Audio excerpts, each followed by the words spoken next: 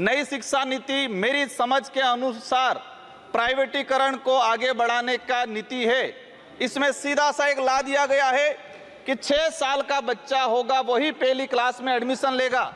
इस स्थिति में आने वाले 10 साल बाद सरकारी संस्थाएं खत्म होने वाली है कि देश के उस ऐसा कोना भी है जहां पर 3-3, 4-4 क्लास के बच्चे एक रूम में बैठते हैं, 6वीं, 7वीं, 8वीं, 9वीं, और हम दावा कर रहे हैं कि देश को गति की ओर, प्रगति की ओर ले जा रहे हैं, अमृत महोत्सव की ओर ले जा रहे हैं। माननीय सदस्य श्री राजकुमार रोत जी। महोदय, आपने शिक्षा विभाग पर महत्वपूर्ण विषय पर बोलने का अवसर प्रदान किया, इसलिए आपको खूब खूब धन्यवाद। देश के जो अंदर जो शिक्षा के जो हाल हैं, वर्तमान जो परिस्थिति में जिस तरह से देश ग्रोथ कर रहा है, उसके साथ जो एजुकेशन डिपार्टमेंट के अंदर जो क्वालिटी आनी चाहिए थी वो आज नहीं आ रही है। आज हम सब जब यहाँ हैं, मैं आज एसटी कैटेगरी से आता हूँ, यहाँ पर आया हूँ, इसके पीछे 2 कारण हैं। एक तो मेरे समुदाय का प्रमाण पत्र और दूसरा एजुकेशन। अगर एजुकेशन नहीं होता तो मैं आज यहाँ तक पर नहीं पहुँच पाता। शिक्षण व्यवस्था की अगर बात करें, वर्तमान में जो भौतिक स्थिति आदिवासी इलाके की अगर बात करें विशेष करके, तो सबसे पहले भौतिक स्थिति क्या है? वहाँ पर कमरे नहीं है, बिल्डिंग नहीं है, 4 दीवारें नहीं है, शिक्षण व्यवस्था, वहाँ पर अध्यापक नहीं है। हम बड़ी बड़ी बात कर लेते हैं, हम कहते हैं देश ग्रोथ हो रहा है, ये हो रहा है, विकास की ओर जा रहा है, लेकिन मैं आज दावे के साथ कहता हूं कि देश के आदिवासी इलाके के अंदर जब बारिश होती है तो 70% विद्यालय को खाली कर दिया जाता है क्योंकि वो बिल्डिंग बैठने के लायक नहीं है। आज देश के ये हालात है।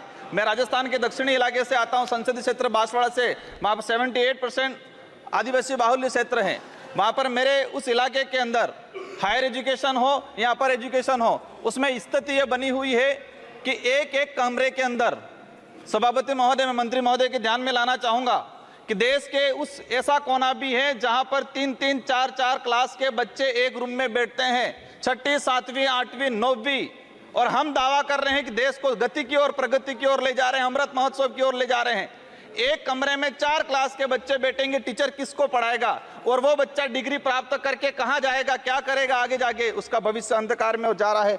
माननीय सभापति महोदय, देश के वर्तमान के अंदर जो पॉलिसी ला रहे हैं, नई शिक्षा नीति मेरी समझ के अनुसार प्राइवेटीकरण को आगे बढ़ाने का नीति है।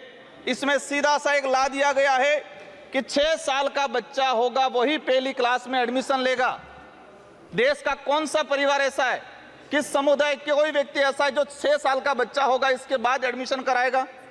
इस स्थिति में आने वाले 10 साल बाद सरकारी संस्थाएं खत्म होने वाली है। आज प्राइवेट स्कूल में 3 साल का बच्चा एडमिशन ले रहा है और हम नई शिक्षा नीति में ला रहे हैं कि 6 साल का बच्चा होगा, इसके बाद पहली क्लास में एडमिशन लेगा।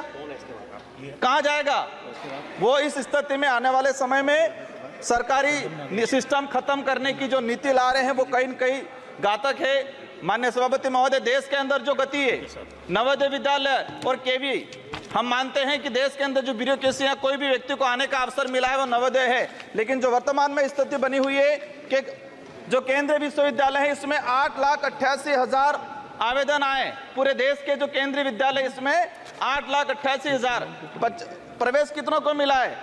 75,703 बच्चों को प्रवेश मिला है। इसका मतलब ये क्लियर हो गया कि 8% बच्चों को ही प्रवेश मिल रहा है।